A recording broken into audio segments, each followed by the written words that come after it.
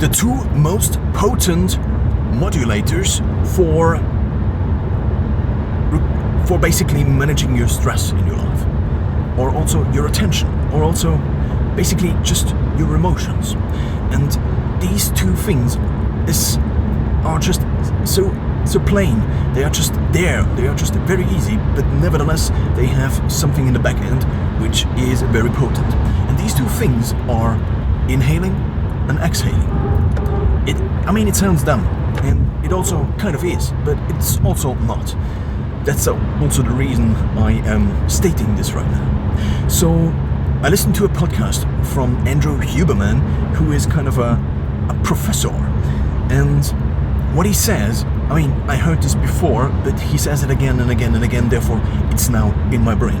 And it's this: inhaling and exhaling, basically, so it's not the inhaling and the exhaling itself, it's much more the proportion of inhaling time to exhaling time.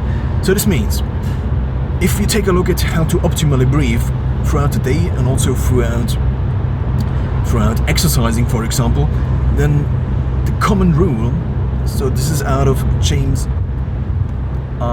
Nestor's Breath, it's a book, is 5 seconds in and then 5 seconds out.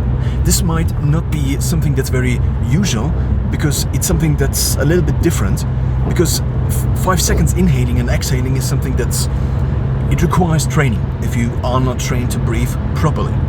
But why this is so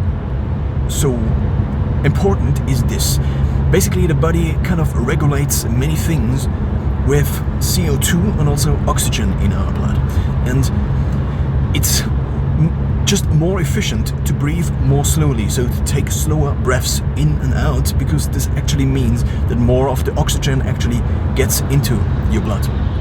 What also happens is this: the CO2 levels in our blood are basically something that's not very harmful, but it's just something that's also kind of helpful.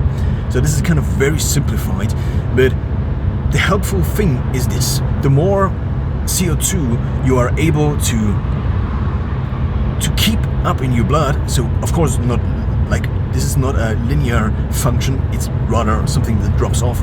But here's the thing: if you are able to live or to stay with higher levels of oxygen, then you are also kind of, this is just a correlation I guess, but you're kind of able to manage stress better, because basically if you have high levels of CO2 in your bloodstream, this basically is like an instant stressor to the body. It's like, what do I do? So this basically makes you panic instantly. So there have been experiments where people were basically flooded with CO2 levels, and with CO2, so they just heightened the level of CO2 in the experiment, so the people who took part in the experiments, and then this is basically the response they got, or they provided the experimentators with. So now back to inhaling and exhaling. What is it actually, and what does it do? So inhaling and exhaling is kind of correlating for once so there's a high correlation to the actual state of emotion, but not only emotion, but just much more a general state you are in as a being, as a human being, or also as an animal, I guess. But here's the thing: if you ever have been like very stressed, so let's just explore the concept of stress real quick. Stress is basically something that requires the body's attention, because it just requires the body's resources in order to cope with it. So stress can be anything. It can be coronavirus, for example. It also can be just a lot of work to do, because these are all things, these are just problems that are basically in our short-term memory and that have to be solved. So now the thing is, if you are in a physically stressing situation, a situation that stresses you, what happens is that your body gets stressed.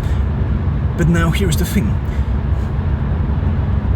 you can basically, it goes two ways. So if you are psychologically stressed, then your body will also get stressed. But if your body is stressed, then you will also psychologically get stressed. So this kind of works both ways. So this is something that sounds very not nice, sounds very negative, but you can turn it around. If your body, for example, is very relaxed, then the psychological side of you will also get more relaxed. And if the psychological side of you is more relaxed, or pretends to be more relaxed, then your body will also be more relaxed. So now, what does it have to do with inhaling and exhaling? Inhaling and exhaling basically control how fast the heart beats. And the more you inhale in proportion to the exhaling, so a high rate of inhaling in proportion to the exhaling, the higher your blood rate will become, and basically your pulse. But it also works the other way. So therefore, if you now exhale longer than you inhale, then the opposite thing happens. You relax more. So these are the two different states. These are the two different extremes the body can be in a mode of relaxation, going from relaxing and chilling in front of a screen, for example, when watching a movie, but even more relaxed and more relaxed and more relaxed up to sleeping, because sleeping kind of is the ultimate relaxation. And then it also works the other way. The other way is basically having to pay attention, so basically being more attentive. It's also called arousal, and the more aroused your body is, the more, it doesn't necessarily mean it is more stressed. It just means that you are alert, that you are kind of in a flight, or what is it called? Flight or fight response.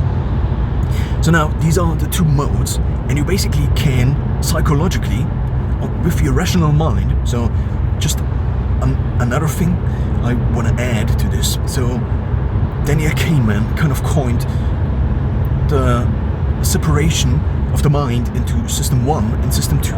System 1 is basically the automatic mind that you cannot really control or influence, and System 2 is the rational mind. You think of as you, if you think about you.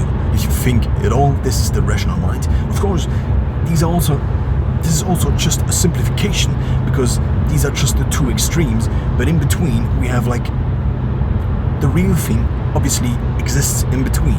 If you need to pee, for example, really quick, then you also cannot, not really quick, but if this thought is basically implanted into your rational mind by the automatic part of your mind and also your body, and therefore you just cannot think straight anymore without reacting to your body's needs. Or if you are really hungry, then your body kind of controls what you're able to do with your mind. This is what I'm saying. And now, the thing is, you can, with System 2, influence, kind of, obviously indirectly, but because you cannot just think more relaxed things and then be more relaxed. I mean, this is also kind of true, but it's not that you can tell your body directly what it has to do.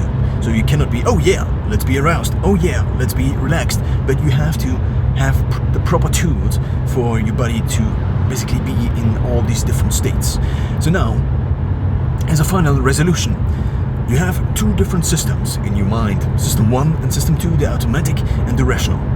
You also can, then there are the two different states your mind is in, being aroused and being relaxed. Then the next thing is inhaling and exhaling, and it controls basically your pulse rate. It works both ways, so from the brain up to the body, with the brain obviously just being System 2, but also the body and then the brain, but with the body of course also just being a simplification for System 1 again. You now can use all of these things as tools in order to bring yourself into a different state, not only of body, but also a different state of mind, by breathing slower, faster, inhaling more, or exhaling.